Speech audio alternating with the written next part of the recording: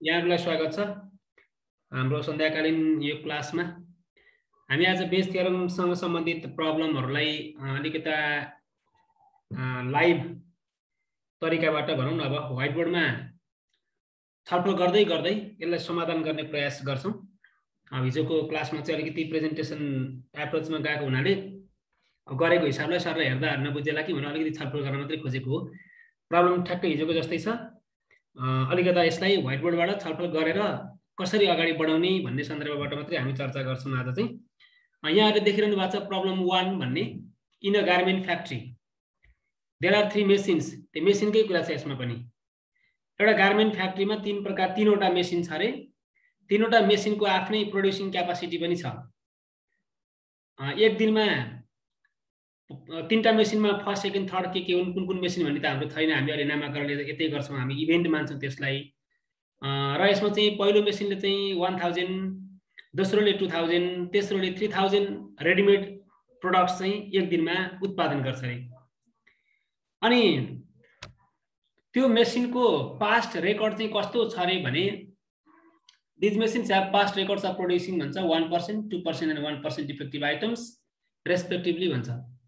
First मेसिनको जति सामान 1000 आइटममा जति सामान त्यहाँ उत्पादन हुन्छ त्यो मध्ये 1% चाहिँ डिफेक्टिभ हुन्छ अरे।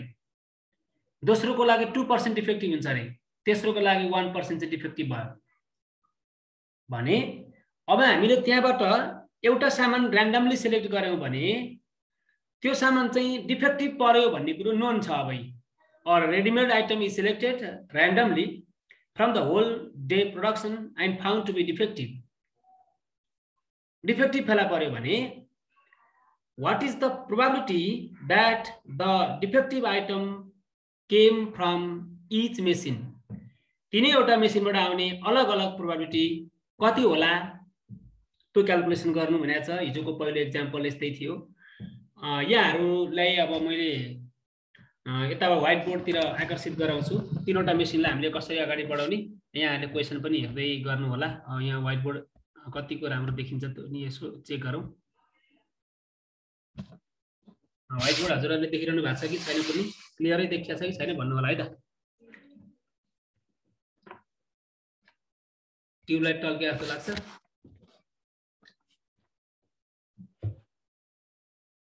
क्लियर देखिनु भएको छ? व्हाइट बोर्ड प्रष्टै देखिनु भएको छ नि हैन? देखिएको छ सर, देखिएको छ। ल हेर्नुस् त, अब हामी इभेन्ट मानौँ तीनवटा मेसिन भनेका छौँ हामीले। त्यो तीनवटा मेसिनलाई अब हामीले इभेन्ट मान्न पर्छ।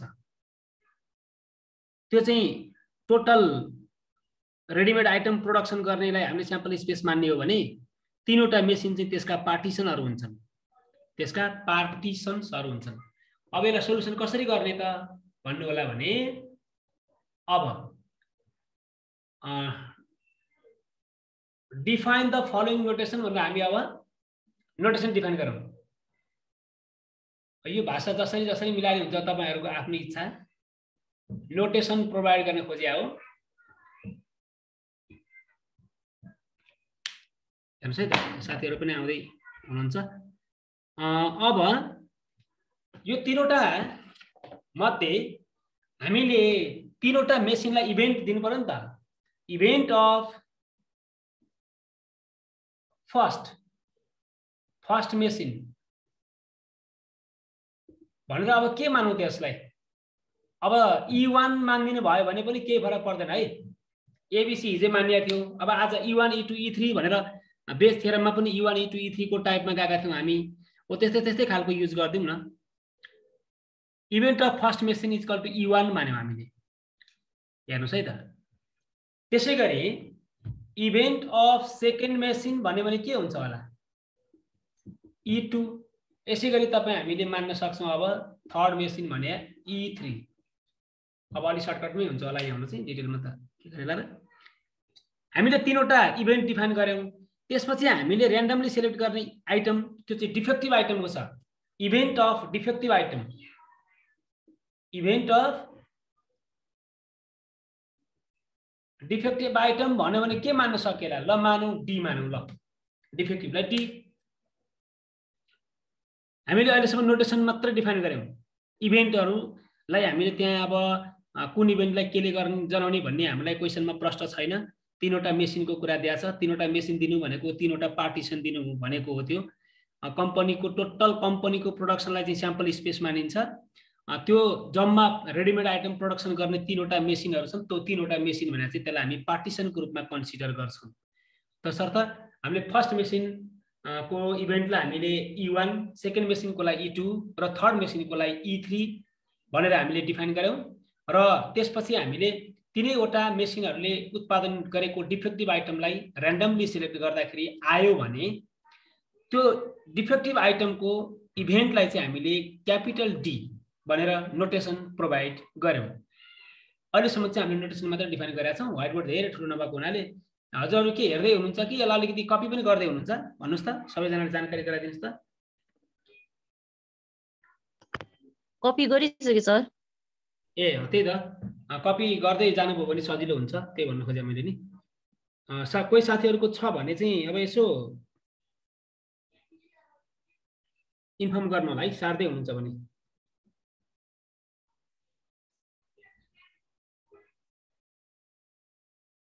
ल त्यसो भए अब हाम्रो कतिसम्म देख्नु भएको छ यहाँ तर अब अकर्डिङ टु आवर क्वेशन्स भन्छौँ। अब हामी क्वेशनले के भन्छ त? क्वेशनले के भन्यो? ल हेर्नुस् त,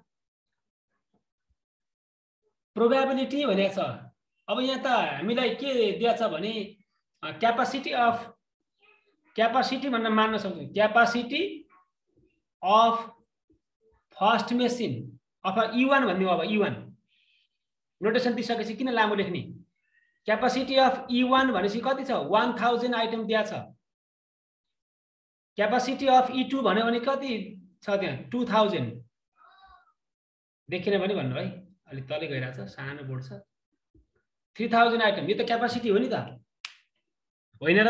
एक दिनमा पहिलो मेसिनले 1000 आइटम प्रोडक्सन गर्छ, दोस्रोले 2000 आइटम, तेस्रोले 3000 आइटम प्रोड्युस गर्छ रेडिमेड प्रोडक्ट। यो चाहिँ त्यसको क्यापासिटी भयो। भनेपछि अब त्यहाँसम्म कपी गरिहाल्नुहोस् है। त्यसपछि माथि मेट्नु पर्यो। व्हाइट बोर्ड त सानो भएको हुनाले यहाँभन्दा अट्दैन।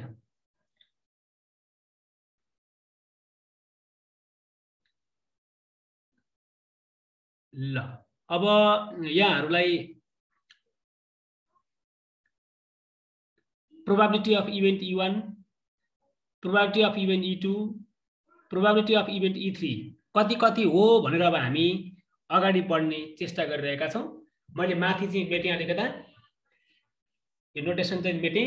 अब के गर्न सकिन्छ भने टोटल नम्बर अफ आइटम कति त? अब total number of item per day भन्यो भने कति हुने भयो त? अब एड गर्नुस्। सर स्क्रिनमा पुरै देखेन माथिको चाहिँ। ए अहिले चाहिँ त्यो अलिअलि बेला बेला मर्काउनु पर्छ। मैले बिर्सेछु। ल हेर्नुस् त, एक दिनमा तीनवटा मेसिनले आफ्नै क्यापासिटीमा प्रोडक्सन गरे पनि कम्पनीको ओभरअल 1 डे प्रोडक्सन चाहिँ कति हुँदो रहेछ? 6000 हुँदो रहेछ। 6000 आइटम। यहाँसम्ममा केही दुविधा छ भने भन्नु होला है साथीहरु। दुविधा पक्कै नहुनु पर्ने हो। E1 को क्यापासिटी, E2 को क्यापासिटी, E3 को क्यापासिटीलाई हामीले सम गरेर total number of items produce by a garment factory in a day 6000 आयो। यो किन चाहियो टोटल हामीलाई भने प्रोबेबिलिटी निकाल्नु पर्छ। सो अब हेर्नुस् त, PE1 कति भयो त? अब PE1 भने इभेन्ट 1 को क्यापासिटी भनेको 1000 डिवाइडेड बाइ 6000 इक्वल टु 1/6। डेसिमलमा लान चाहनु भयो भने कति हुन्छ होला? यो डेसिमलमा राख्दिनु भयो भने नि पछि सजिलो हुन्छ फ्र्याक्सनमा लेख्न भन्दा। यहाँहरुको इच्छा हो त्यो चाहिँ। फ्र्याक्सनमै राख्छु भने पनि के फरक परेन है। अब हामीले डेसिमलमा लान चाह्यौं भने चाहिँ अब यसलाई 0.6167 ल यति लेख्दै मैले 167। त्यसैगरी प्रोबेबिलिटी अफ E2 कति त अब त्यो भनेको 2000 डिवाइडेड बाइ 6000 यो भनेको 2/6 हुने भयो अर्थात कति 1/3 आउँछ जस्तो छ यो एकचोटी 1/3 लेख्दा पनि भयो 1/3 अब 1/3 भने अब कति हुने भयो डेसिमलमा लैजानुस् कति हुन्छ र यो त अब 0.333 भन्दिउँ न अब यति आयो अब capacity of probability of E3 event E3 भने चाहिँ अब 3000/6000 यहाँ छेक्यो भने म अहिले एकछिनमा यहाँहरुलाई अलि मोड्छु है ल कहाँसम्म पुग्नु भएको छ देख्नु भएको छ कुनै हो यो चाहिँ हाम्रो अब तीनैवटा मेसिनहरुको रेस्पेक्टिभ प्रोबेबिलिटी क्याल्कुलेट भयो PE1 PE2 PE3 यसरी हाम्रो प्रोबेबिलिटी क्याल्कुलेट भयो तीनैवटा मेसिनहरुको दैट मीन्स तीनैवटा इभेन्टहरुको कन्फ्युजनमा हुनुहुन्छ भने यहाँहरुले भन्नु होला है अब धेरै गाह्रो कुरो त गरे होइन सजिलो कुरो छ छन चाहिँ अब यहाँहरुलाई धेरै सजिलोलाई धेरैचोटी भन्ने भने नि दिक्क लाग्छ कहिलेकाहीँ त्यस्तो त भएको छ कि छैन कुनै खोइ भएको छ भन्ने लाग्छ मलाई चाहिँ ल तीनटाको इभेन्ट त आयो हाम्रो अब हाम्रो के दिएको छ क्वेशनको हाम्रो फर्स्ट पार्ट सिद्धियो फर्स्ट पार्टको डाटा चाहिँ हामीले इलिस्ट्रेट गर्यौं अब त्यहाँ चाहिँ हाम्रो के छ भने नि तीनैवटा मेसिनको डिफेक्टिभ आइटम प्रोडक्सन गरेको पास्ट रेकर्ड छ त्यहाँ अब त्यो भने मेसिन ए ले फर्स्ट मेसिनले 1000 आइटम प्रोडक्सन गर्दा 1000 को 1% 1000 को 1% भनेको 10 वटा चाहिँ डिफेक्टिभ आइटम प्रोड्युस गर्दै रहेछ त्यो भनेको 1% 2% 1% भनेको चाहिँ त्यसको रेस्पेक्टिभ डिफेक्टिभ आइटमको प्रोबेबिलिटी दिएको हो यहाँहरुले क्वेशन पनि हेरिरहनु भएको छ भन्ने लाग्छ मलाई ल यति भइसकेपछि अब यहाँहरुले त्यहाँ लेखिरहनुस् है यहाँ मैले क्वेशन मेटिरहनु पर्ने भयो पछाडी यो भ्यालु चाहिन्छ फेरि मलाई हजुरहरुले यसो लेखिरहनुस् है अहिले पछि म सोध्छु त्यसको सोलुसन मैले गरे हैन अब यो मेट्नु पर्यो ल यति भइसकेपछि माथिको मेट्दा हुन्छ नि हैन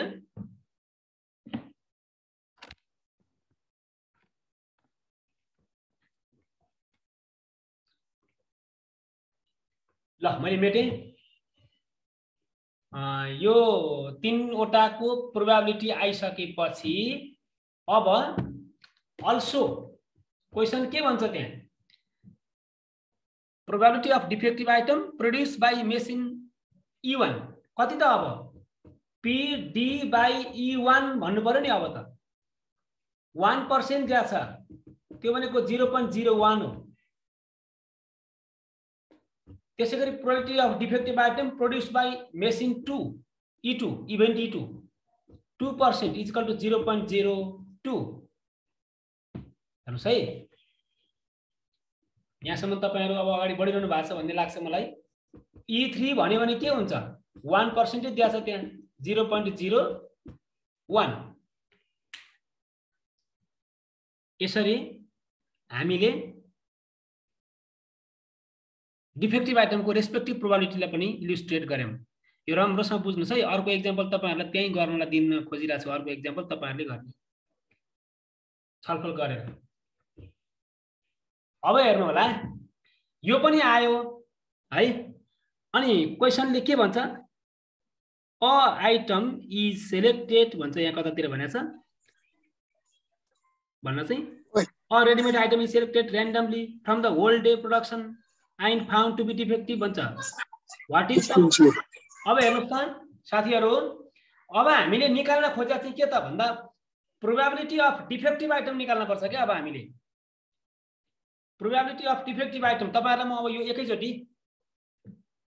यो फर्मुला एकैचोटी लाएर तपाईहरुलाई सिकाउँछु एउटा है त एकैचोटी बेस थ्योरमको फर्मुला एकैचोटी लेख्न सिक्न खोजे हो त्यो PD लाई हिजो PA निकाले जस्तो एकैचोटी निकाल्ने होइन छुट्टा छुट्टै निकाल्ने हैन फर्मुलामै राखेर म यहाँ क्याल्कुलेट गर्छु यो भ्यालु तपाईहरुले लेखिसक्नु भयो होला यसलाई मैले मेटे अब हाम्रो खास टार्गेट चाहिँ के हो त भन्नुहुन्छ भने अब क्वेशन हेर्नु होला त्यहाँ what is the probability that we need to find भनेर भन्दिउ ल वी नीड टु फाइन्ड के निकाल्नु छ त हामीलाई probability of E1 produced by defective item यो what E2 D is equal to what. अब यसलाई कसरी पढ्ने भन्ने तरिका तपाईहरुले पक्कै पनि यो हिजोकै कन्सेप्ट भएको हुनाले प्रब्लम छैन भन्ने मलाई लाग्छ।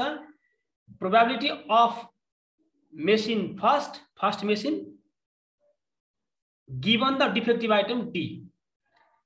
अब किनकि हामीले चुज गर्दा त डिफेक्टिभ आइटम परेछ, probability of second machine E2 given the defective item D conditional probability हो यो।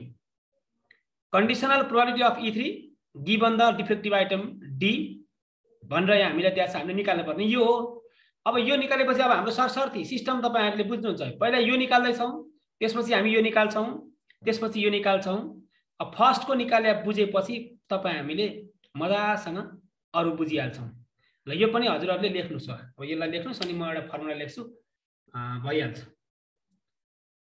अब अनिजी फिल गर्नु भएको छ भने अब तपाईहरु छलफलमा आउनुस्, छलफलमा त आउनु परिगयो हैन। म आउनु बसिरहनु भएको छ, पक्कै बुझेरै हो, सजिलै भएर हो भन्ने मैले बुझाछु, त्यही बुझ्नु पर्छ फेरि। ल अब हामी के निकाल्न गइराछौं भन्ने कुरामा यहाँहरु एकदम कन्फर्म हुनु होला। हामी PE1 conditional probability of E1 given D, conditional probability of E2 given D, conditional probability of E3 given the event defective आइटमको इभेन्ट D। यति दिया छ। अब हामी के लाउँछौं? Using Bayes theorem. Using Bayes theorem कसरी युज गर्छौं त? अब हाम्रो माथि त भ्यालु त दिइसकेको छ। अब युजिङ बेज रुल। ल त्यसो भए के को लागि E1 D कन्डिसनल प्रोबेबिलिटी को डेफिनेसन अनुसार तपाई हामीले के लेख्न सक्छौं? E1 intersection D divided by PD। यो त लेख्न सक्छौं, यसमा त हामीलाई प्रब्लम होइन। यो त कन्डिसनल प्रोबेबिलिटी को डेफिनेसन हो। P conditional probability of E1 given the event D भन्यो भने E1 र D को इन्टरसेक्सन माथि हुन्छ। गिवन इभेन्ट D को प्रोबेबिलिटी चाहिँ डिनोमिनेटर पार्टमा डिवाइड गर्ने ठाउँमा आउँछ। यति भयो। अब how can we expand these two terms with respect to the given events E1, E2 and E3? हामी त अब कन्डिसनल प्रोबेबिलिटी को पार्टिशनल फर्ममा त जान पर्यो। अब हेर्नुस् त, अब हामीले निकाल्न खोजिरहेछौं के को? E1 को। E1 त फिक्स भइसकेको छ। तपाईको E2 आयो भने त्यसैगरी तपाईहरुले कन्भर्ट गर्दै जाने हो। यो भने चाहिँ प्रोबेबिलिटी अफ E1 इन्टरसेक्सन को फर्मुला हो नि त यो त। प्रोबेबिलिटी अफ E1 गिवन यहाँ चाहिँ conditional probability of defective item produced by E1। यति हुने भो। माथिको चाहिँ फर्मुला यही हो, किनकि यहाँ E1 मात्रै छ। अब तपाई हामीले बुझ्नुपर्ने कुरा के हो? PD भने त यस्तो इभेन्ट हो नि यो D। यो D ले E1, E2, E3 तीनैवटा पार्टिसनहरुलाई कभर गरेको छ, इन्टरसेक्ट भएको छ, तीनैवटासँग इन्टरसेक्ट भएको छ। अब तपाईहरुले यो लेखिसकेपछि अब E1 को पनि फर्म लेख्न पर्यो, E2 को पनि यहाँ फर्म लेख्न पर्यो, E3 को पनि यहाँ फर्म लेख्न पर्यो। सजिलो कुरा चाहिँ के छ भने तपाईले E1 को निकाल्दा यो माथि जे लेख्नु भएको छ नि त्यसलाई जस्ताको तस्तै यहाँ तल सार्दै हाल्नुस्। E1 PD/E1 प्लस अब E2 र E3 मा हामी एक्सटेन्सन गर्छौं नि त प्रोसेस त। त्यो भने चाहिँ अब यो E1 को ठाउँमा E2 E3 लेख्दिनुस्, भइहाल्यो। PE2 PD/E2 प्लस PE3 म मुखले भने है, यहाँ अलि नअट्या भएर टेन्सन भयो। E3 ल हेर्नुस् है, हाम्रो बेस थ्योरमको एक्सटेन्सन भयो। हामीले सुरुमै त्यो PD को फर्म निकाल्नु पर्छ भन्ने छैन, त्यो थ्योरेटिकल प्रोसेस अनुसार जानु पर्छ भन्ने छैन।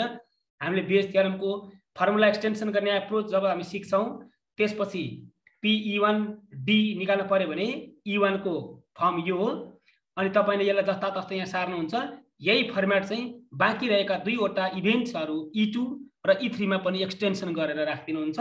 अब यहाँ भएका सम्पूर्ण कतिवटा भ्यालु छन् त यहाँ भन्दा यहाँ भएका सम्पूर्ण भ्यालुहरुको प्रोबेबिलिटी चाहिँ टर्महरुको प्रोबेबिलिटी चाहिँ हाम्रो क्वेशनमा दिएकै छ। अब राखिदिनुस् PE1 भने त्यहाँ 0.167 आएको छ जस्तो लाग्छ मलाई है। अनि यो D/E1 भनेको 0.01 आएको छ।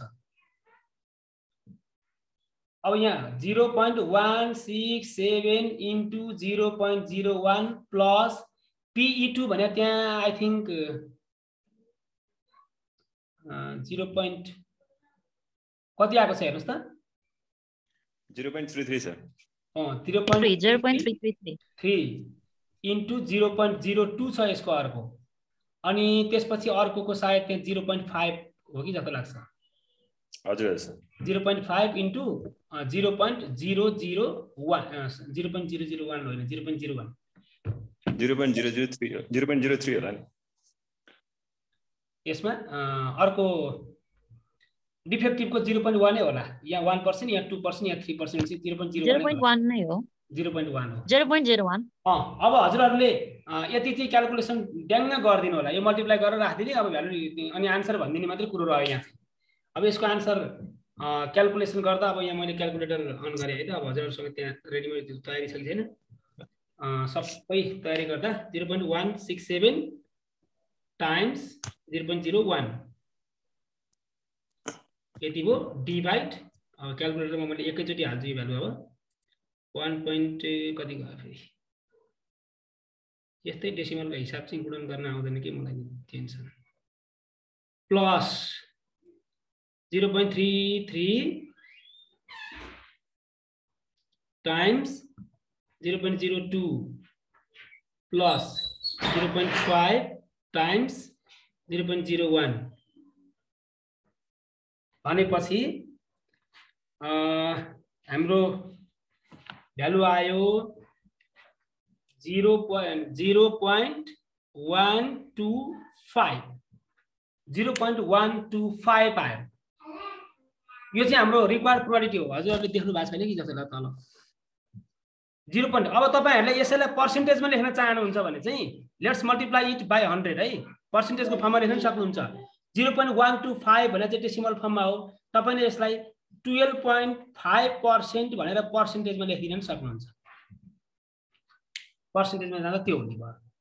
भनेपछि पहिलो मेसिनले अर्थात तीनवटा मेसिनको क्यापासिटी अनुसार हामीले डिफेक्टिभ आइटमको जुन रेटमा उनीहरूले डिफेक्टिभ आइटम प्रोड्युस गर्छ त्यो समग्र सामानहरु मध्येबाट कुनै एउटा सामान र्यान्डमली चुज गर्दा हामीले छानेको सामान चाहिँ डिफेक्टिभ परेको थियो भने त्यो डिफेक्टिभ आइटम चाहिँ मेसिन फर्स्टले उत्पादन गरेको पर्ने चान्स चाहिँ 12.5% रहेछ, अर्थात 0.125 रहेछ। किनभने त्यसले त उत्पादन गरे नि अलिक कम छ नि त, कम भएर नि यसको प्रोडक्ट कम आएको हो कि। ल के यसमा क्लियर हुनुहुन्छ कि हुनुहुन्न साथीहरुलाई भन्नुस् है प्लिज। क्लियर हुनुहुन्छ भने अब हामी E2 तिर जाने हो। अरु त के छ र यहाँ?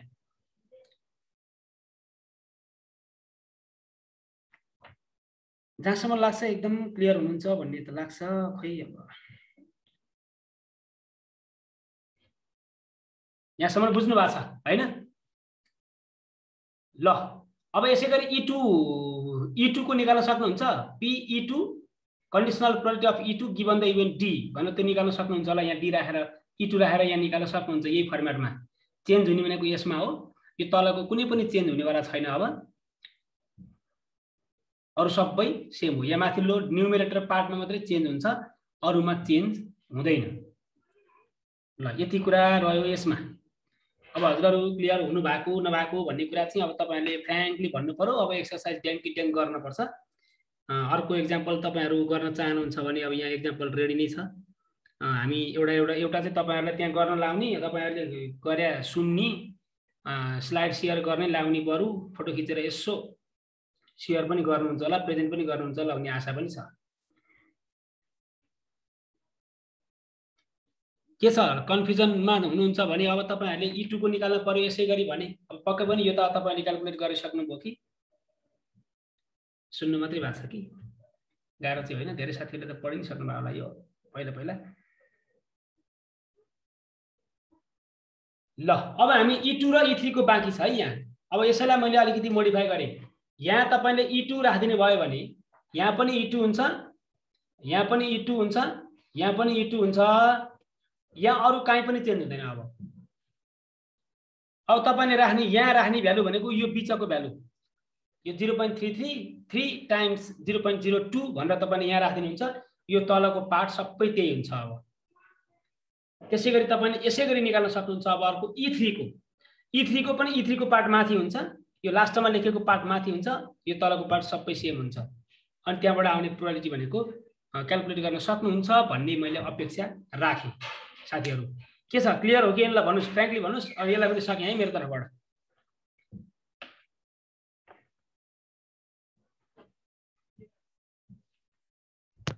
सर मेरो चाहिँ 12.7% आयो के यो अहिले E1 को चाहिँ।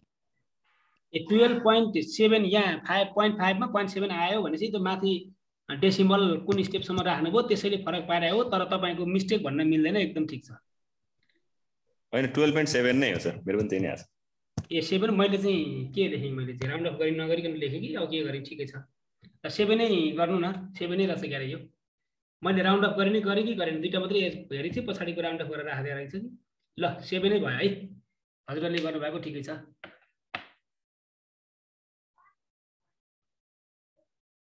यसमा छ अब अर्को नै निकाल्नु भयो र E2 को निकाल्नुस् त। ल टाइम हाम्रो अहिलेको फर्स्ट एपिसोडको टाइम 6-7 मिनेट छ। E2 को निकाल्नुस् त फ्याटफ्याटी, E3 को निकाल्नुस्।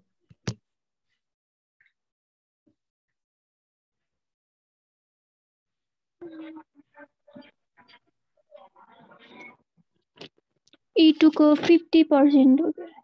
50% आयो। हजुर ल 50% आयो। त्यो पनि अब E3 को कति आउँछ निकाल्नु। E3 को 37.3। यो फेरि तीनटा मध्ये दुईटाको निकालेपछि अर्कोको स्वतः घटाइदिनु भयो नि हुन्छ है। जम्मा 100% हुन्छ।